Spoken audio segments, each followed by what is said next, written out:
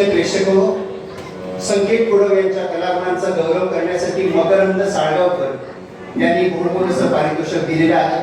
त्याचप्रमाणे junior boys संघ साळगाव यांच्याकडून माझ्या कलागुणांचा गौरव करण्यासाठी प्रत्येकी 100 रुपयाचं पारितोषिक दिलेलं आहे। धन्यवाद।